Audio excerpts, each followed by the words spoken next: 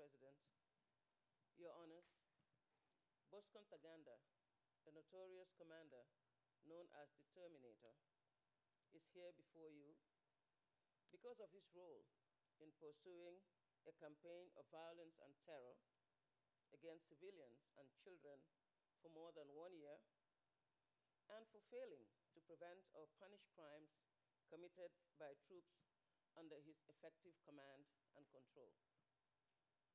Since 1998, and with greater intensity after 1999, an ethnic war ravaged Ituri in the northeast of the Democratic Republic of Congo. The war pitted the Hema and the Lendu populations against each other. Between July 2002 and December 2003, Bosco Ntaganda and the UPC FPLC persecuted civilians on ethnic grounds through deliberate attacks, forced displacement, murder, rape, sexual enslavement, pillaging, and property destruction. They recruited and used children to fight in their army and implement their plan. Witness P19, a Lendu woman, was a victim of rape and sexual slavery. She recounts her detention and brutal rape by a UPC military commander who said to her, and I quote, "You are not human beings, and in 3 days we will finish you all. The order has already come from the authorities," unquote. Witness P805 was another victim of these crimes. He is of Lendu ethnicity. He describes mass displacement of civilians following UPC assaults in Mongwalu and Kobu and surrounding villages. Quoting from him, "All the villages that people had fled to were crowded with displaced people. People were suffering from starvation and diseases like malaria. The children were malnourished. All the roads were blocked, so we could not get to Bamboo. The main road belonged to the UPC. They would parade between Bamboo and Kilo and other villages. During the time that we were hiding in Gutsi, Bosco was giving orders to look for people hiding," unquote. In just one of many deliberate assaults on non-Hema civilians, numerous other witnesses describe how the UPC attacked the civilian population from February to March of 2003, forcibly displacing the population and then targeting those who remained in the area to kill them. Witness P805 learned that the UPC had invited members of the displaced Lendu population to meet and discuss peace. The meeting turned out to be a trap. The same witness, P805, was one of the first people to find the bodies of those who attended this meeting. Let me again quote from his account. "I saw the bodies of those people that had been killed lying in the banana field. I found a piece of wood on the ground, a mortar used to pound food like cassava. The mortar was around 1 meter, 20 centimeters long, and its circumference was like a small water bottle. I knew it had been used to beat people because it was covered with blood, and the skulls of the people dead were deformed, squashed. It seemed that they had all been killed in the same way. I was traumatized, but I thought I had to count the bodies. I walked through the bodies and counted 49 men, women, and children. They had cut the bellies of 4 or 5 of the women, and they had slaughtered children," unquote. The prosecution will present evidence to demonstrate that since at least April of 2002, Bosco Ntaganda and his co-perpetrators conceived a plan to assume the military and political control of Ituri, occupy the non-Hema dominated areas, and expel the non-Hema civilian population from these areas. The plan was implemented by the co-perpetrators themselves and through the UPC FPLC troops, along with the Hema civilians affiliated with the UPC FPLC. Witness P24, Alendu, stated that the UPC regime was characterized by general terror tactics. People couldn't travel freely through the city because we were victims of abductions and sometimes direct physical aggression, unquote. Madam President, the prosecution will demonstrate that there are substantial grounds to believe that the crimes for which Bosco Ntaganda is charged were neither random nor spontaneous. These were carefully planned, coordinated, and executed campaigns of violence deliberately targeting the Lendu and Giti populations and other non-Hema ethnic groups. The UPC FPLC was organized, structured, hierarchical, and effective. Its ranks swelled with trained soldiers who were needed to implement the common plan. Its soldiers included children. Bosco Ntaganda's role was central to the army.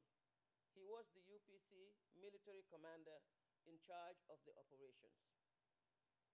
The UPC had access to financing, to weapons and ammunition. It had full communication ability with respect to the chain of command. Bosco Ntaganda enlisted and conscripted for the army as it needed soldiers to maintain control of the territory and to acquire new grounds. He knew that the recruitment, campaigns, and the deployment of troops would, in the ordinary course of events, include children. Those children, illegally conscripted or enlisted and then unlawfully used by the UPC in hostilities, were also inhumanely treated. Witness P758, a child soldier in the army, describes her abduction by the UPC, her rape, her military training, and her participation in several battles. She and other recruits were punished and disciplined. Among the punishment she received was whipping. Once she was whipped 60 times. On another occasion, she received 150 strokes. It took her 1 month to heal from the wounds, and she was raped repeatedly. She said, the rapes continued throughout our training. Sometimes the soldiers who raped us came in groups of 3 or 4. The top leaders also picked girls to rape from amongst us. Children were also forced to commit crimes against civilians. Witness P758 states, after finishing my training and being issued with a gun, I fought in a number of battles in different locations for the UPC. The battles were against the Lendu. I remember the first battle I fought. Before we went, we were told everyone had to be killed, and many civilians were killed on this day, and other soldiers pillaged and burnt houses. Bosco Ntaganda used children under the age of 15 in his escort and personally used them in the attack directed against the non-Hema civilian population. Bosco Ntaganda knew that girl child soldiers were being raped and sexually enslaved by other soldiers and commanders. The prosecution has charged him for these crimes against children. The prosecution has charged Bosco Ntaganda for crimes that he and the UPC troops committed, in particular in two particular assaults. First, in the Banyali Kilo Collectivité from November to December of 2002, and second, in the Walendu Jatsi Collectivité in February and March of 2003. During those two assaults, thousands of people were forcibly displaced, killed, raped, and used as sexual slaves. Their goods pillaged and their property destroyed. The majority of the victims were Lendu and Giti, or of other non-Hema ethnic groups. Witness P792, Elendu, described the UPC assaults in November 2002 and the moment when, for him, it became clear that the UPC militia was now, unquote, now killing any Lendu within their reach. When we fled, we left everything behind, except for some items that we grabbed, such as wrap to cover our children and some food to last the day. The witness recalled that there were thousands on the streets. All the people were fleeing, men, women, and children. Everyone was in a very sorry state. They did not know where they were heading, unquote.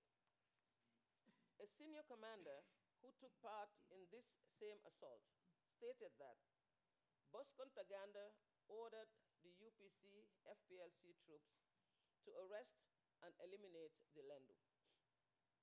4 witnesses described being raped and sexually enslaved by the UPC militia during these assaults. Military insiders present when Bosco Ntaganda and other senior commanders addressed troops before these assaults confirmed that the UPC troops could pillage and rape, as both property and women were considered as spoils of war. Madam President, Your Honors, the evidence will show that Bosco Ntaganda made an essential contribution to the common plan. He played a key role in planning assaults against the civilian population in order to secure control of territory. He secured weapons and ammunition for these assaults. He deployed troops, and he directly participated in and commanded them.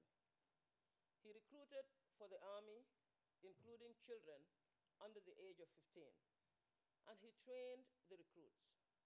He participated in the commission of the crimes. Moreover, Madam President, Bosco Ntaganda was a senior military commander who failed to prevent or punish crimes committed by troops under his effective command and control. He knew, or should have known, that the troops were committing or about to commit the crimes. He is responsible for their criminal acts. Madam President, Your Honors, the prosecution submits that there are substantial grounds to believe that Bosco Ntaganda is criminally responsible for the acts detailed in the document containing the charges. This case, Madam President, should be committed to trial. I thank you.